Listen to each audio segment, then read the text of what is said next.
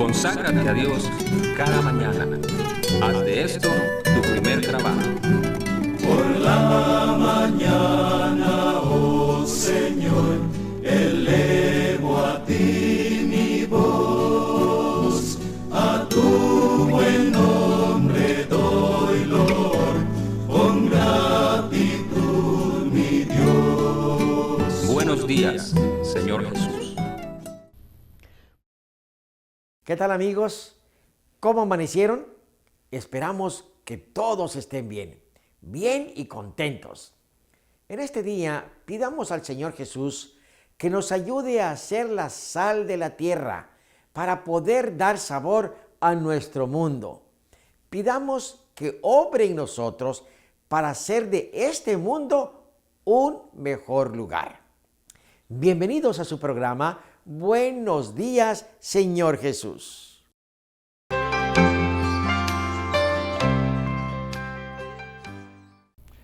Hola amigos, es un placer estar con ustedes en sus hogares y disfrutar del estudio de la Palabra de Dios con el tema En el foso de los leones. Y la cita bíblica se encuentra en el libro de Daniel, capítulo 6, versículo 22, y dice así: Mi Dios envió su ángel, el cual cerró la boca de los leones, para que no me hiciesen daño, porque ante él fui hallado inocente.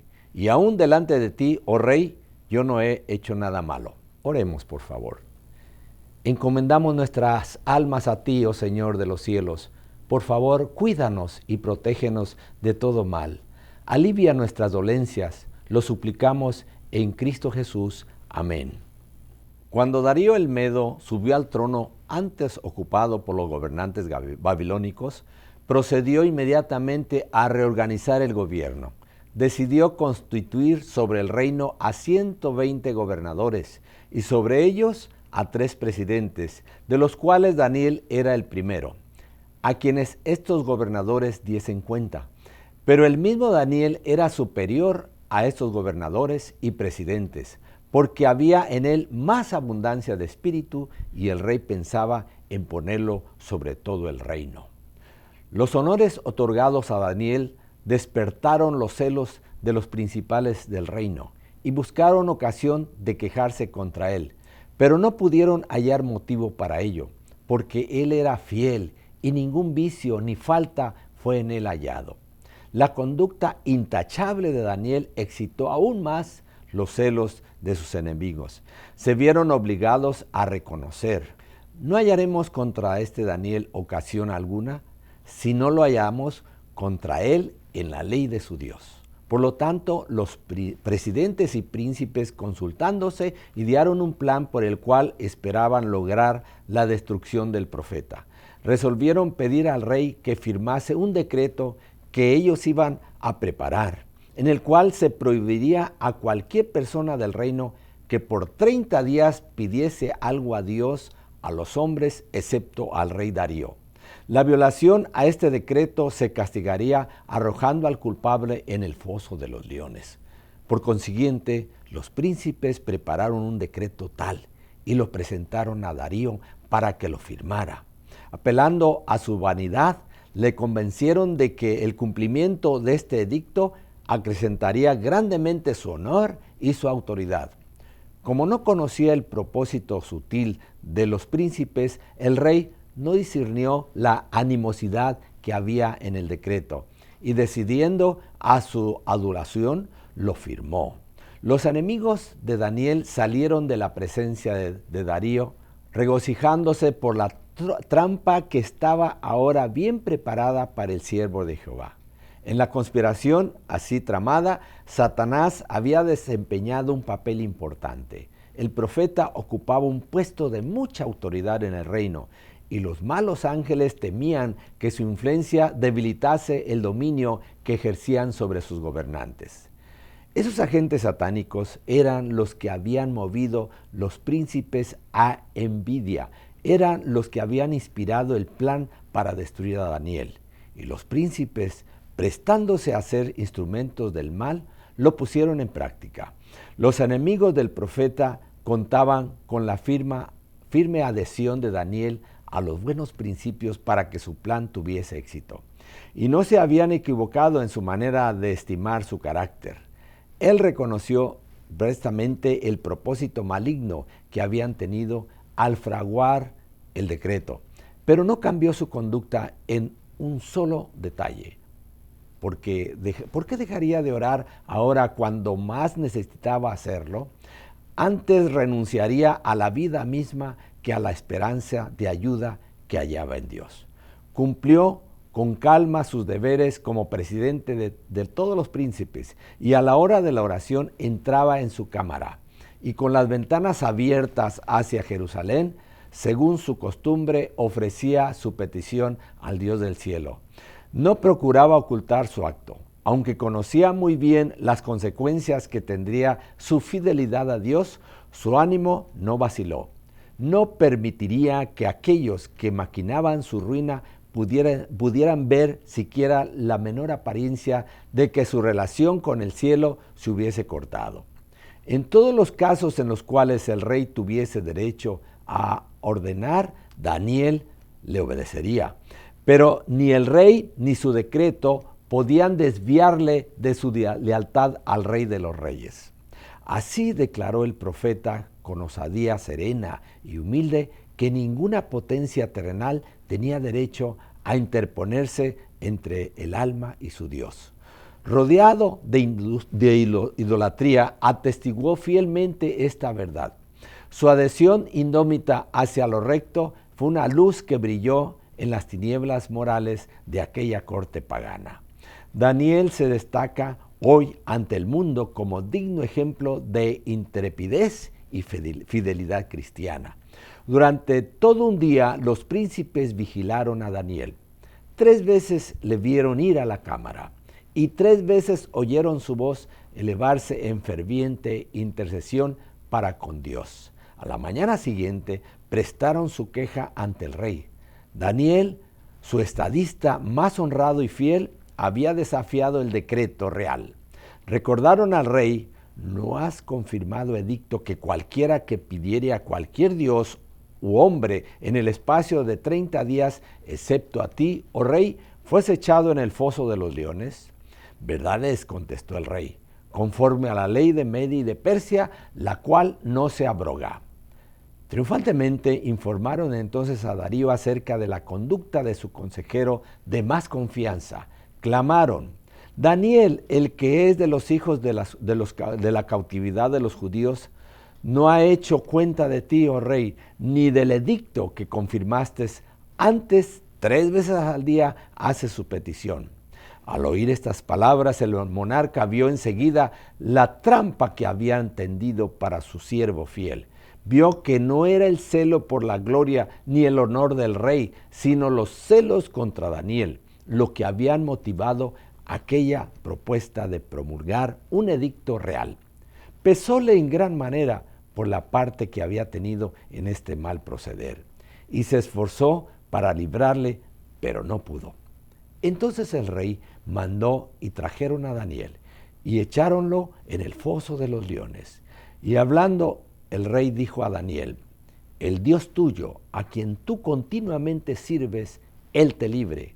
Se puso una piedra a la entrada del foso, y el rey mismo la selló con su anillo y con el anillo de sus príncipes, porque el acuerdo acerca de Daniel no se cambiase. Fuese luego el rey a su palacio y acostóse ayuno.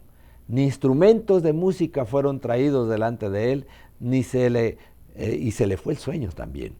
Dios no impidió a los enemigos de Daniel que le echasen en el foso de los leones. Permitió que hasta allí cumpliesen su propósito los malos ángeles y los hombres impíos, pero lo hizo para recalcar tanto más la liberación de su siervo y para que la derrota de los enemigos de la verdad y de la justicia fuese más completa. Temprano por la mañana siguiente, el rey Darío se dirigió apresuradamente al foso. Llamó a voces a Daniel con voz triste y dijo: Daniel, siervo del Dios viviente, el Dios tuyo a quien tú continuamente sirves, ¿te ha podido librar de los leones? La voz del profeta contestó: Oh rey, para siempre vive, el Dios mío envió su ángel, el cual cerró la boca de los leones para que no me hiciesen mal, porque delante de él se halló en mi justicia, y aún delante de ti, oh rey, yo no he hecho lo que no debiese. Entonces se alegró el rey en gran manera y mandó sacar a Daniel del foso, y ninguna lesión se halló en él, porque creyó en su Dios. Y mandó el rey, y fueron traídos aquellos hombres que habían acusado a Daniel, y fueron echados en el foso de los leones, ellos, sus hijos y sus mujeres. Y aún no habían llegado al suelo del foso, cuando los leones se apoderaron de ellos y quebrantaron todos sus huesos. Si somos íntegros como Daniel, Dios nos librará de las pruebas muy difíciles que se nos presenten. Cristo se identifica con sus siervos y siervas fieles. Cualquiera que toque a sus escogidos, le toca a Él. Oremos, por favor. Gracias, Señor, por tu protección. Que nuestra fe no falle en las pruebas. Lo suplicamos en el nombre de Cristo Jesús. Amén.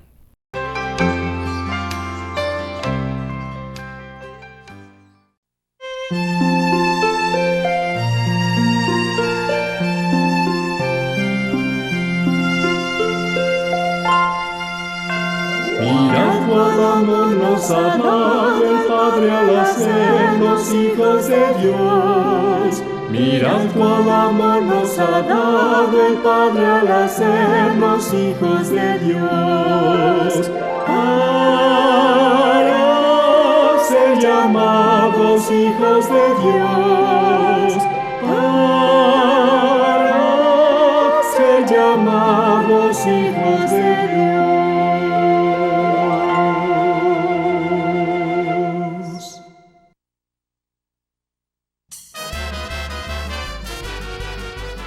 Amiguitas, ¿cómo están hoy? Bien. Qué lindo es verlas otra vez. Hoy les voy a contar una historia de la Biblia acerca de 3 mujeres. Había una época en que faltaba la lluvia y había mucha hambre en la tierra. Entonces, una señora que se llamaba Noemí tenía a su esposo, y ellos vivían en una tierra. Como no había comida, no había alimento, decidieron irse más lejos, a la tierra de Moab, donde ahí había alimentos y ellos podían tener lo suficiente para su familia. Ellos tenían 2 hijos varones. Entonces se fueron, dejaron a toda su familia en esta tierra donde vivían, se despidieron de todos y se fueron a una tierra que no conocían, a una tierra que estaba lejos. Esta tierra se llamaba Moab. Ahí vivió Noemí con su esposo y sus 2 hijos varones. Crecieron los hijos, pero saben, el esposo de Noemí se murió y ella se quedó viuda, se quedó sola con sus 2 hijos varones. Pero ahí tenían alimento y trabajo, extrañaban mucho a su familia que estaba lejos y no podían ir a visitarlos. ¿Ustedes tienen familias lejos de aquí, de McAllen? Sí, ¿verdad? ¿Y la ven seguido? Más o menos. A veces podemos ir a visitarlos. Nosotros tenemos familia en Dallas y está lejos Dallas, por ejemplo. Y nos gusta ir a verlos y siempre los extrañamos y extrañamos a nuestra gente. Bueno, así le pasaba a Noemí con sus 2 hijos. Pero los hijos crecieron, conocieron 2 señoritas de esa tierra con las que se casaron. Estas jovencitas no amaban a Dios, pero aprendieron a conocer a Dios a través de las enseñanzas de Noemí y de sus esposos. Pero saben, pasaron unos pocos años y los muchachos también murieron. Y ahora se quedaron solas Noemí y sus 2 nueras. Una de ellas se llamaba Orfa y la otra se llamaba Ruth. Las 3 mujeres se quedaron solas. Noemí estaba muy triste porque ahora ya no estaban sus hijos, no estaba su esposo. Ella extrañaba mucho a su familia donde habían quedado y pensó, yo me voy a volver a mi tierra. ¿Qué me voy a quedar haciendo acá? No tiene sentido que me quede en esta tierra donde no conozco a nadie, ya no tengo a mi esposo y no tengo a mis hijos. Me voy a regresar a mi tierra. Y así es que se preparó toda su ropa, acomodó sus cosas y les habló a Ruth y a Orfa y les dijo: ustedes pueden regresar con sus padres y quedarse con ellos. Yo voy a regresar a mi tierra y ustedes se pueden volver con su familia. Y las dos le dijeron: no, Noemí, queremos acompañarte, queremos ir contigo, queremos hacer todo este viaje e ir a conocer a tu familia. Pero Noemí les dijo: no, ustedes tienen que regresar con los suyos porque no tiene sentido que vengan conmigo. Entonces empezó su camino y se despidió de Orfa. Lloraron, se abrazaron con Noemí, con Ruth, y Orfa se regresó hacia la casa de su familia y de sus padres. Pero Ruth le dijo: Noemí, no me pidas que te deje, no me pidas que te deje, yo quiero ir contigo a donde tú vayas, yo iré. Tu Dios será mi Dios, tu pueblo será mi pueblo, yo quiero ir contigo. Entonces Noemí se dio cuenta que Ruth realmente la quería mucho. La quería tanto que estaba dispuesta a dejar a toda su gente, a toda su familia, para irse con ella a un lugar que no conocía. Así que dejó que la acompañara. Y viajaron mucho hasta que llegaron a la tierra de Canaán. Pero no tenían nada para comer, no tenían alimentos, no tenían trabajo, eran dos mujeres solas. Y ustedes saben que en esa época en Israel había una costumbre. Era la época de segar, de cosechar los granos, de sacar las espigas. Entonces en cada campo la costumbre era que los granos que se caían se quedaban en el suelo y la gente pobre iba y los recogía. Entonces Noemí le dijo, había un campo por ahí cerca que era de un familiar del esposo de Noemí, un hombre que se llamaba Booz. Entonces Noemí le dijo a Ruth: ¿por qué no vas a ese campo y recoges las espigas que están en el piso, en el suelo, y traes para que podamos tener alimento, los granos y las espigas? Y eso fue lo que hizo Ruth. Ruth amaba mucho a Noemí, por eso la siguió hasta ese lugar. Se fue a ese campo y empezó a juntar todos los granos y las espigas que estaban en el suelo.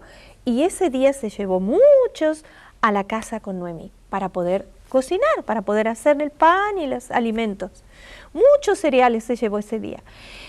Y así hizo al día siguiente. Uno de esos días el dueño del campo, Booz, pasó por ahí y vio a una jovencita diferente. Entonces le preguntó a uno de sus siervos quién era.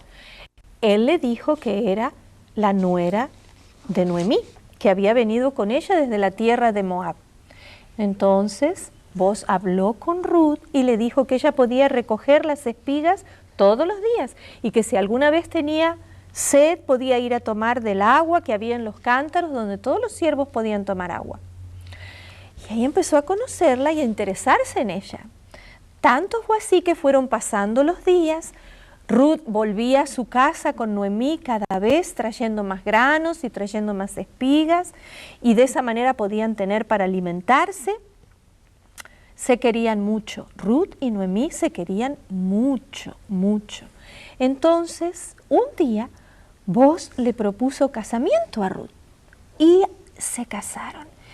Hoy Noemí estaba tan feliz porque Ruth había podido casarse nuevamente.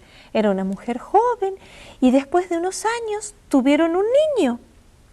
Ese niño se llamaba Obed. Y ahora sí que Noemí estaba tan feliz porque era abuela y podía distraerse todos los días con un niñito a quien ella cuidaba, a quien ella atendía, le daba de alimento, y toda la familia volvió a ser feliz nuevamente. Tuvieron ese niño y Ruth fue muy feliz junto con Noemí. ¿Se acuerdan ustedes de esta historia de la Biblia? Sí, ¿verdad? Es una de las historias más lindas que hay en la Biblia.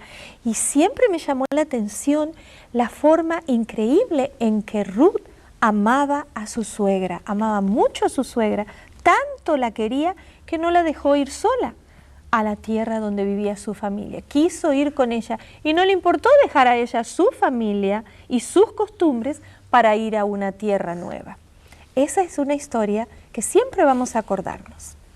Hasta la próxima, niños.